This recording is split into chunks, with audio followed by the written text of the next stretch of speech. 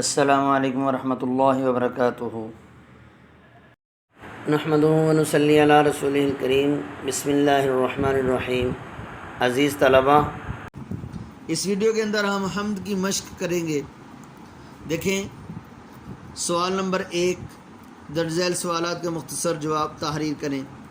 Number 1، اللہ نے یہ کائنات کون سا ایک لفظ کہہ کر بنائی؟ پورا جواب اس طرح ہوگا، اللہ نے یہ کائنات ایک لفظ کن، یہ کن جو ہے یہ قوموں کے اندر آ جائے گا، دیکھیں کن کہہ کر بنائی۔ اللہ تعالیٰ نے انسان کو کن نعمتوں سے نوازا ہے؟ چند ایک تحریر کریں۔ اللہ تعالیٰ نے انسان کو درج ذیل نعمتوں سے نوازا ہے: علم، عقل، ہوا، پانی، پہاڑ، دریا، پھل پھول، اناج وغیرہ۔ اجالے، اندھیرے اور خشک و تر کس کے مظاہر ہیں؟ اجالے، اندھیرے اور خشک و تر اللہ تعالیٰ کے مظاہر ہیں۔ حمد میں خالق کی کن مخلوقات کا ذکر ہے؟ حمد میں خالق کی درج ذیل مخلوقات کا ذکر ہے: نباتات، جمادات اور حیوانات۔ اس نظم حمد کا خلاصہ اپنے الفاظ میں لکھیں۔ تو تمام کا تمام خلاصہ جو ہے وہ اپنے الفاظ میں آپ نے بیان کرنا ہے، لیکن 10th کے پیپر میں نظم کا خلاصہ یا غزل کا خلاصہ یا مرکزی خیال کا سوال نہیں ہوتا، یہ بات یاد رکھیں۔ 10th کے پیپر میں نظم کے خلاصے کا سوال نہیں ہوتا۔ جی، درج ذیل الفاظ سے مصرع مکمل کریں۔ نظام آسمانی ہے اسی کی حکمرانی سے، زمین پر جلوہ آ رہا ہے مظاہر اس کی قدرت کے، وہی ہے خالق اور وہی ہے کائنات اور اس کی مخلوقات کا خالق، بشر کو فطرت اسلام پر پیدا کیا جس نے۔ نظم حمد کے متن کی روشنی میں درست جواب پر نشان لگائیں۔ نظم حمد کس شاعر کی تخلیق ہے؟ حفیظ جلندری۔ کائنات کا وجود اللہ تعالیٰ کے حرف کن کا نتیجہ ہے، یہاں سے مٹا ہوا ہے، حرف کن کا نتیجہ ہے۔ نظام آسمانی اور بہار جاودانی میں کون سی بات مشترک ہے؟ خالق ایک ہے۔ یہ عالم اللہ تعالیٰ نے کس چیز سے بھر دیا ہے؟ ان سب سے، رنگ و بو سے بھی، مخلوقات سے بھی، جمادات و نباتات سے بھی۔ ذات باری تعالیٰ کی شان کہاں نظر آتی ہے؟ ان سب میں، سرد و گرم، خشک و تر، اجالے اور تاریکی میں۔ اللہ تعالیٰ نے انسان کو فطرت اسلام پر پیدا کر کے کون سا اور احسان کیا؟ اس میں محمد صلی اللہ علیہ وسلم کا شائدہ کیا۔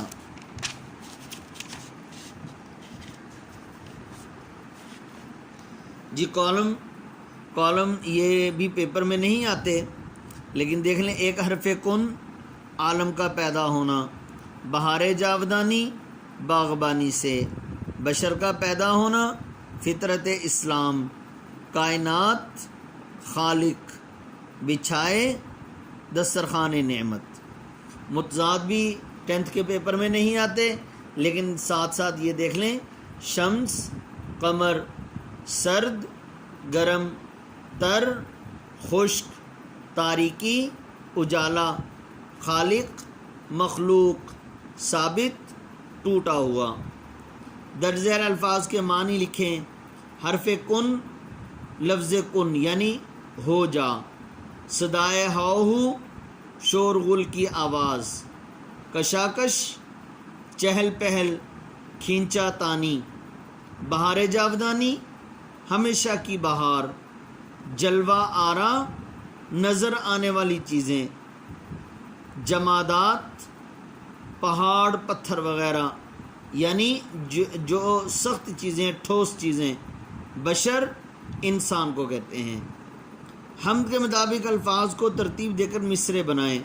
مطلب یہ ہے کہ یہ آگے پیچھے کیے ہوئے الفاظ کو تو ان کو صحیح ترتیب سے لکھنا ہے۔ یہ دیکھیں لکھے ہوئے ہیں، زمین پر جلوہ آ رہا ہے مظاہر اس کی قدرت کے، نباتات و جمادات اور حیوانات کا خالق، نظام آسمانی ہے اسی کی حکمرانی سے، بشر کو فطرت اسلام پر پیدا کیا جس نے، وہی مالک ہمارا اور ہمارے باپ دادوں کا۔ جی حمد کا خلاصہ اپنے الفاظ میں، یہ سوال دوبارہ آ گیا ہے۔ سوال نمبر 9، حمد کے ہر شعر میں ہم آواز الفاظ موجود ہیں، ان کی نشاندہی کریں۔ دیکھیں جی،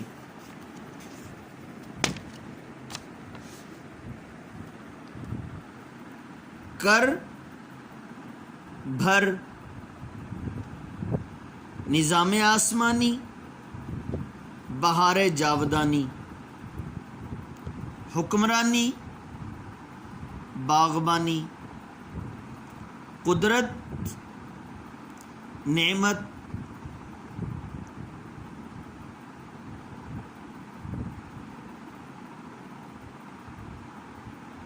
کائنات، مخلوقات، نباتات، جمادات،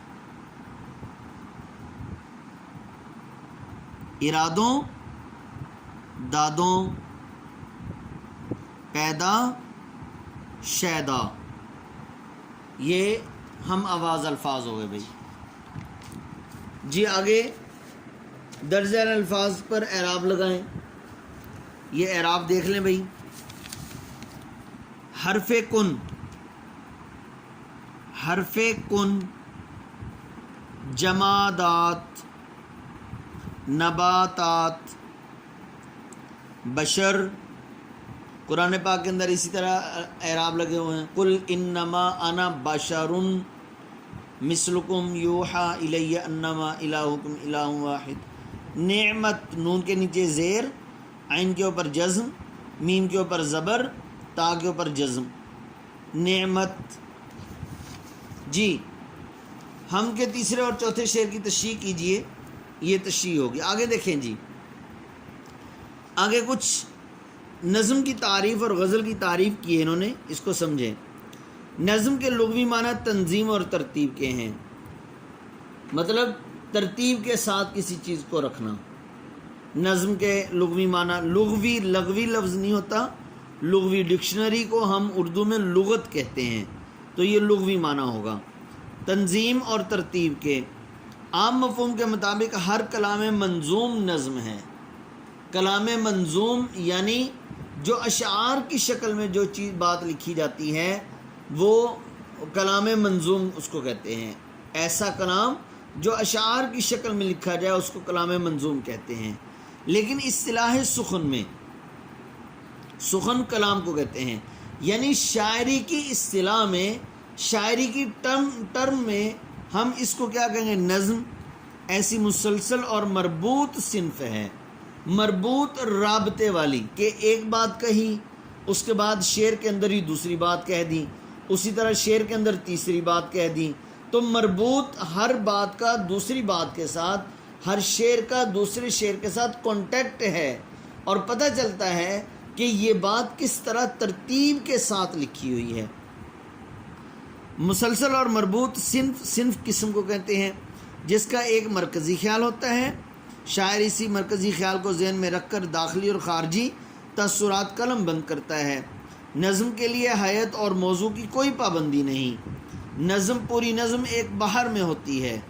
نظم کے لیے حیت اور موضوع، یعنی بعض دفعہ جو ہے وہ ہم ٹاپک کو ذہن میں بنا لیتے ہیں کہ بھئی اسی ٹاپک کے اندر ہی اشعار ہونے چاہیے، یہ کوئی ضروری بات نہیں ہے بھئی اس کنڈیشن میں ہونی چاہیے، ایسا نہیں ہے، بلکہ جس چیز کو ہم نے ایک ہی پوائنٹ بنا دیا، اس پوائنٹ کو ذہن میں رکھتے ہوئے ہم نے اشعار بناتے جانا ہے، ہم نے اشعار بناتے جانا ہے، تو نظم کا یہی طریقہ کار ہوتا ہے۔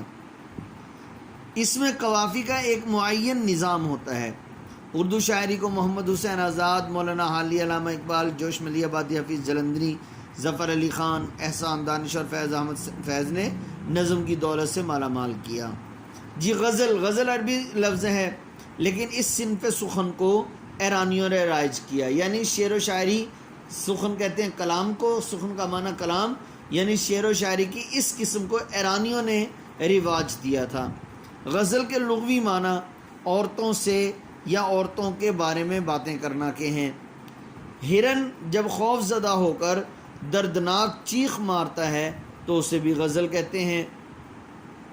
اگرچہ غزل بھی نظم ہی ہوتی ہے لیکن اصطلاح میں غزل شاعری کی وہ قدیم قسم ہے جس میں حسن و عشق کی مختلف کیفیات کا ذکر درد و سوز سے کیا جاتا ہے۔ درد و سوز جلن کو کہتے ہیں۔ مطلب یہ ہے کہ اپنے محبوب کی شاعر اپنے محبوب کے بارے میں باتیں کرتا ہے، کبھی محبوب کے ہونٹوں کا تذکرہ، کبھی محبوب کی چال کا تذکرہ، کبھی محبوب کی طرف سے ملنے والے غم کا تذکرہ، وہ سوز اور جلن اور تکلیف میں جو ہے وہ اس کو اشعار کی شکل کے اندر بیان کر رہا ہوتا ہے۔ یہ شاعر کی داخلی کیفیت کی آئینہ دار ہوتی ہیں۔ داخلی کیفیات مطلب اس کی دل کی کیفیات۔ اب دل کی کیفیات کو کوئی بھی نہیں دیکھ سکتا۔ اب غزل کے موضوعات میں اتنی وسعت آ چکی ہے کہ مضامین کے اعتبار سے یہ انسان کے جملہ پہلوؤں کا احاطہ کرتی ہے۔ مطلب یہ ہے کہ پہلے صرف داخلی کیفیات تھیں، اب اس کے بیرونی کیفیات، خارجی کیفیات کا بھی تذکرہ ہونے لگ گیا۔ مثلا اس کے ہونٹ کیسے ہیں، محبوب کی زلفیں کیسی ہیں، محبوب کا چہرہ کیسا ہے، محبوب کی چال کیسی ہے۔ اب یہ اس کی خارجی کیفیات ہیں۔ پہلے داخلی تھا کہ محبوب کی طرف سے کس بات پر اس کا غم کیسے وہ بیان کر رہا ہے، یہ داخلی کیفیات ہیں۔ لیکن اب اس کی باہر کی کیفیات کو بھی غزلوں کے اندر بیان کرنا شروع کر دیے شعراء نے۔ غزل کا ہر شعر ایک اکائی ہوتا ہے اور پوری غزل ایک بہار میں ہوتی ہے۔ یعنی جس طرح سمندر ایک لہر کے بعد دوسری لہر، تیسری لہر، چوتھی لہر، پانچویں لہر، چھٹی لہر، لہروں کے پیچھے لہریں چلی آتی ہیں، بحر کا اصل معنی سمندر ہوتا ہے، اسی طرح غزل کے اندر بھی اسی طرح شعر کے بعد شعر چلتا آتا ہے۔ اس کا مطلب کہ دونوں مصروں میں مصر ہم ردیف، ہم قافیہ، جبکہ دیگر اشعار کا ہر دوسرا مصرع ہم قافیہ اور ہم ردیف ہوتا ہے۔ ہم آواز اور ہم ردیف یعنی ایک ہی جو شعر کے آخر کے اندر ایک لفظ استعمال ہوا ہے تو دوسرے شعر کے پہلے مصرے کے اندر، شعر کے دوسرے مصرے کے اندر بھی آخر کے اندر وہی لفظ استعمال ہوگا۔ میر تقی میر، اسد اللہ خان غالب، داغ دہلوی، فیض احمد فیض کے علاوہ بھی بہت سے نمایاں غزل گو شعراء ہیں۔ جی آخری بات، غزل اور نظم میں فرق۔ غزل بنیادی طور پر تو نظم ہی ہے، البتہ مشہور معنوں میں نظم کے اشعار مرکزی خیال کے مطابق ایک ہی ترتیب میں ہوتے ہیں، جبکہ غزل کا ہر شعر الگ اکائی ہوتا ہے، مطلب اس کی الگ حیثیت ہوتی ہے۔ اکائی بنیاد کو کہتے ہیں۔ غزل کے ہر شعر کا الگ مفہوم ہو سکتا ہے، جو سوز و گداز غزل کا لازمہ ہے، غزل کا حصہ ہے، وہ نظم کا نہیں ہے، اور جو شکوہ لفظی نظم میں ممکن ہے وہ غزل میں نہیں۔ مطلب یہ ہے کہ شعر کا الگ مفہوم ہو، غزل کے ہر شعر کا الگ مفہوم ہوتا ہے۔ کہیں پر اس کا ایک شعر کے اندر محبوب کی ہونٹ کا تذکرہ آ گیا، دوسرے شعر کے اندر محبوب کے چال کا تذکرہ آ گیا، تیسرے شعر کے اندر محبوب کی آنکھ کا تذکرہ آ گیا۔ اب یہ جو ہے، اور اس کے اندر جو ہے وہ درد بھی پایا جاتا ہے، جبکہ نظم کے اندر درد وغیرہ نہیں ہوتا۔ اور اسی طرح نظم جو ہے وہ ایک ترتیب کے ساتھ ہوتی ہے، وہ جو ہے وہ ادھوری ترتیب نہیں ہوتی، کہ ایسا نہیں ہے کہ ایک شعر جو ہے وہ کوئی اور چیز کا لے لیا، دوسرا شعر کوئی اور چیز کا لے لیا۔ تو اس ویڈیو کے اندر ہم نے کیا پڑھا؟ غزل اور نظم کے اندر بنیادی فرق پڑھا، اور ہم نے جو ہے وہ مشق پڑھی، اس کی حمد کی، غزل اور نظم کی تعریف پڑھی۔ تو عزیز طلبہ، آپ نے یہ تمام کی تمام چیزیں یاد کر لینی ہیں، اور اس کے اندر جو ہے وہ سب سے اہم چیزیں، کچھ چیزیں ایسی ہیں جو پیپر سے 10th کے پیپر سے متعلقہ نہیں ہیں، لیکن ہم نے ساری پڑھ لی ہیں، اس لیے ان کو یاد کرنا بہت ضروری ہے۔ السلام علیکم ورحمۃ اللہ وبرکاتہ۔